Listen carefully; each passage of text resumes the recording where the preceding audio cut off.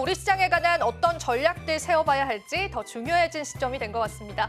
자, 저희가 히트맵 살펴보면서요. 오늘 마감 시장 하나하나 체크해보면서 주요 기업들의 이슈들까지도 한번 살펴보도록 하겠습니다.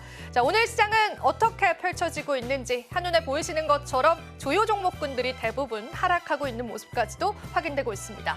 또한 방금 들려온 속보에 따르면요. 기업들의 실적 발표가 났는데요. 현대차 실적 발표 같은 경우에도 사상 최대치를 기록했다라는 그러한 발표가 났습니다.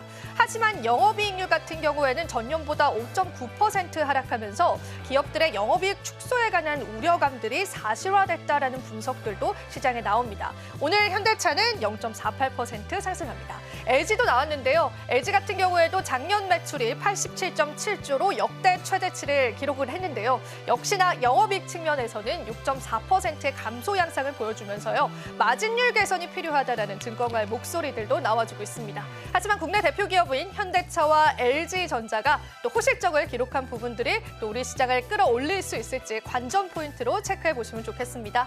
자, 그렇다면 다른 기업들도 보겠습니다. 오늘 삼성전자와 하이닉스도 일제히 하락을 하고요. 특히나 하이닉스는 사상 최대 실적을 냈음에도 불구하고 시장의 눈높이에 못 미쳤다라는 그런 시장의 의견들이 반영이 되더라고요. 현재는 2%가량 하락하고 있습니다. 앞서서도 방금 드렸지만요. 저희가 삼성바이오로직스에 관한 다양한 호실적 이야기를 나눴습니다. 삼성바이오로직스는 오늘 시장에서는 보시는 바와 같이 상승하는 흐름들 보여주면서 삼성그룹주 내에서도 가장 효자 종목이다라는 시장의 인식들 나오고 있습니다. 앞으로의 성장성들도 기대가 된다라고 하니까요. 계속되는 주가 흐름들 살펴보시고요.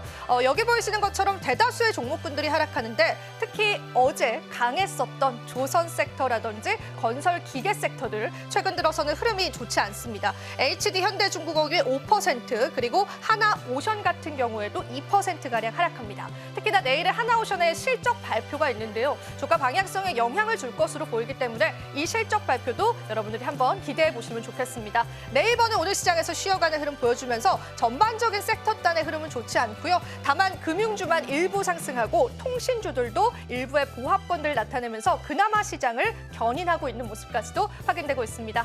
자, 명절 앞두고 또 거래 대금도 줄어가고 있는 시점에서 우리가 앞으로의 시장 어떻게 대응해봐야 할지 많은 고민 남는 것 같습니다. 오늘도 저희가 다양한 프로그램 통해서 다양한 코너 통해서 여러분들과 함께 해드리겠습니다. 오늘 시장 어떻게 보시는지 이야기 한번 들어볼게요. 일단 뭐 저번 주도 말씀드렸다시피 워낙 지금 상대감도 지수 자체가 이제 최근에 좀 과열권까지 좀 들어왔었더라는 부분들, 그로 인해서 일단 일부 조정이 나올 수 있을 거라는 것을 일단은 말씀을 드렸던 부분들이고, 일단 좀 한 차례 쉬어가는 움직임이 일단 또 나와주고 있는 부분이긴 합니다. 다만 일단은 트럼프 2.0 체제가 일단은 본격적으로 지금 출발을 한 시작이다 보니까 일단 그 전에는 이제 관세에 대한 부분들의 우려감이 일부 이제 증시에 남아 있었는데, 일단 그 관세에 대한 우려는 일부 해소가 된 모습으로 지금 판단을 하고 있는 상황이거든요.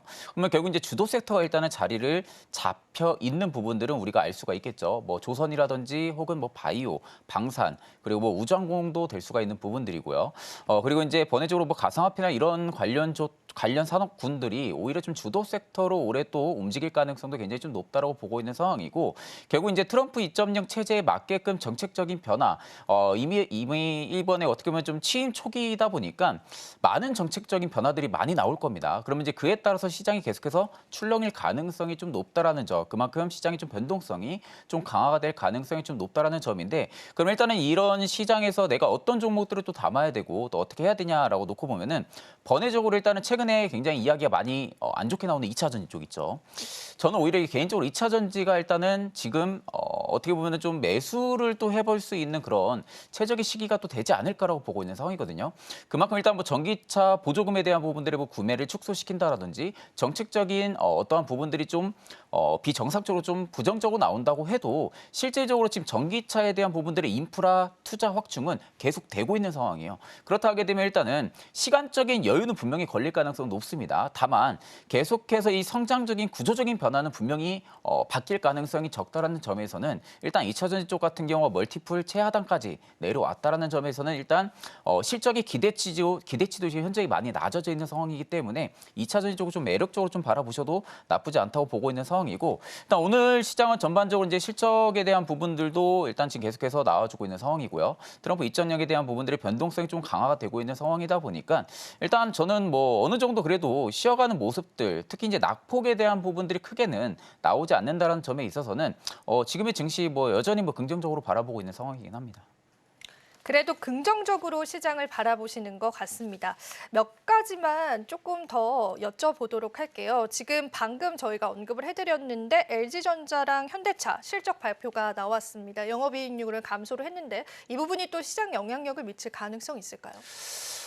일단은 현대 LG전자 같은 경우가 지금 전 사업부가 일단은 지금 실적 성장은 나온 상황이에요. 특히 이제 그 중에서도 가전 사업부 쪽에서의 지금 성장률이 한 두 자릿수 이상의 좀 나아진 부분들인데 그렇다는 것은 결국 지금 사업성에 대한 부분들은 잘 되고 있는 상황이긴 해요. 근데 반대로 영업이익 부분들이 생각보다 좀 많이 줄어든 상황입니다. 그렇다는 것은 일단은 구조적인 변화를 LG전자 측에서 확실하게 해줘야 되는 상황이고 아마 이게 한 달 전인가에 로드맵이 한 번 더 나왔었어요. LG전자의 좀 로드맵, 중장기적인 로드맵이 2030년까지에 대한 부분들이 공시가 좀 나왔었는데 그 당시 제가 이제 로드맵을 좀 살펴봤을 때 당시에는 꽤나 좀 혁신적인 부분들에 좀 베팅을 좀 많이 하고 있구나라는 것을 알 수가 있는 부분들이 매출단에 대한 부분들이 퀀텀 점프에 대한 부분들도 일단 이야기가 로드맵에서 좀 나왔던 부분들이고요. 전 사업부에 대한 부분들에 지금 어떻게 보면은 실적이 안 나오는 제품군들을 끌고 가는 부분들이 아니라 과감하게 버릴 건 버리고 오히려 지금 가져갈 건 가지고 가고 또 AI에 초점에 맞춰져 있는 부분들을 사업성을 좀 강화를 시키겠다라는 부분들을 로드맵을 봤을 때는 실제적으로 이제 LG전자의 좀 외형 성장 기대감을 충분히 기대해 볼 수 있지 않을까라고 보고 있는 상황이고요. 일단 이제 결국 AI 쪽에 대한 부분들은 출발이 확실히 된 상황입니다.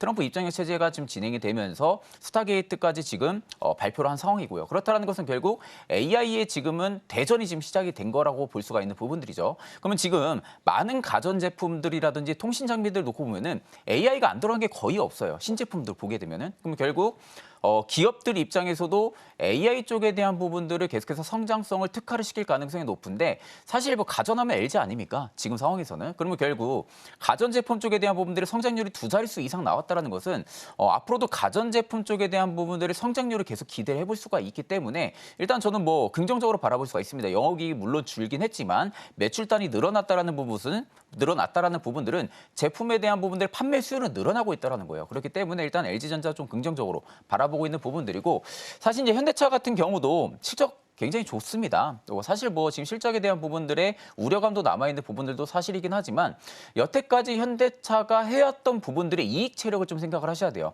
그럼 결국 지금 이제 트럼프 입장력 체제에 있어가지고 전기차에 대한 부분들의 판매 수요가 좀 줄어들 가능성까지도 이런 부분들이 일단 우려감으로 남을 가능성은 높지만 앞전에도 말씀드렸다시피 이미 충전 인프라는 많이 활성화가 되어 있고 많은 기업들이 이미 전기차 쪽에 대한 부분에 인프라 투자를 좀 많이 진행을 한 상황이죠. 그런 상황에서 일단은 성장에 대한 부분들이 구조적인 변화가 변하지가 않는다라고 하게 되면은 일단 현대차 같은 경우도 언제든지 실적에 대한 부분들은 다시 또 위로 올라갈 가능성도 굉장히 높다라고 보고 있는 상황이기 때문에 오히려 지금의 실적만 놓고 봤을 때 현대차, 뭐 LG전자 이걸 뭐 매도해야 된다 혹은 뭐 어떻게 해야 된다라고 생각하기보다는 저는 오히려 지금부터 계속 좀 관심적으로 가지고 오히려 지금 내가 매수하고 있다라고 하게 되면은 저는 오히려 조금은 비중 확대도 의견을 좀 드리고 싶어요. 오히려 좀 비중이 없으신 분들은 비중 확대 혹은 이제 비중이 너무 많으신 분들은 조금은 줄이시고 아래에서 좀 추가 매수 좀 진행하시는 그런 방안이 일단은 합리적이지 않을까 그렇게 보고 있는 상황입니다.